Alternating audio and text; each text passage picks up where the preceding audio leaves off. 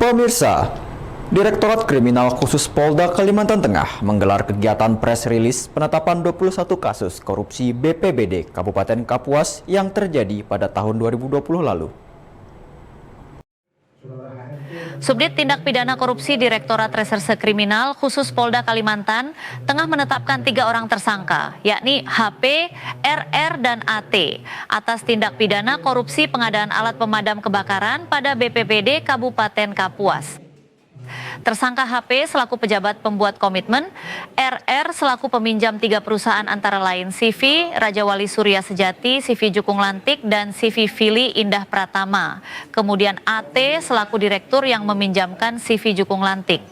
Kasus tindak pidana korupsi tersebut terjadi ketika ada 3 proyek pada 2020 lalu, yakni yang dilakukan oleh CV Fili Indah Pratama dengan nilai kontrak 1,8 miliar, CB Raja Wali Surya Sejati nilai kontrak 717 juta, dan CV Jukung Lantik sebesar 304 juta. Ketiga proyek ini dikerjakan oleh RR selaku peminjam 3 perusahaan yang menyebabkan kerugian negara berdasarkan hasil pemeriksaan BPK-RI mencapai 1,5 miliar rupiah. Penanganan kasus dugaan tipikor bermula informasi masyarakat pada 2021 lalu yang melaporkan bahwa barang hasil pengadaan yang diterima diketahui tidak sesuai dengan spek yang ditentukan dalam e-katalog. Bahkan laporan tersebut disertai pengujian spek barang yang telah melalui pengujian di laboratorium. Hasil pengujian, alat yang diterima ternyata hanya buatan lokal Indonesia, berbeda dengan alat yang dimasukkan di e-katalog yang berasal dari negara Kanada.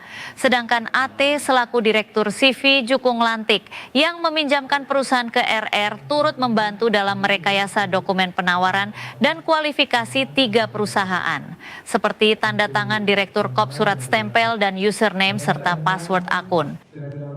Dalam perjalanannya ada seseorang yang bernama RF, ya, selaku peminjam perusahaan dari 3 perusahaan tersebut, dan ada saudara AT selaku direktur CPJR yang meminjamkan, sehingga dengan proses kejadian tersebut ada kerugian negara sekitar 1,539.965.440. Ya, sebanyak 3 orang, yaitu saudara Hafi selaku PTK, kemudian saudara RR selaku peminjam 3 perusahaan, yaitu antara CPR, CPJR, dan CPIV tadi ya.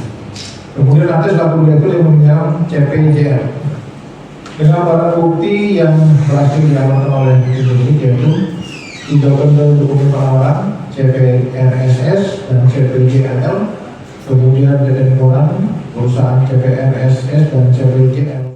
Ketiga tersangka terancam dengan pidana penjara seumur hidup atau dan denda paling sedikit 200 juta dan paling banyak 1 miliar rupiah. Dari Palangkaraya, Kalimantan Tengah, Harizal Fadli, Dayak TV mengabarkan.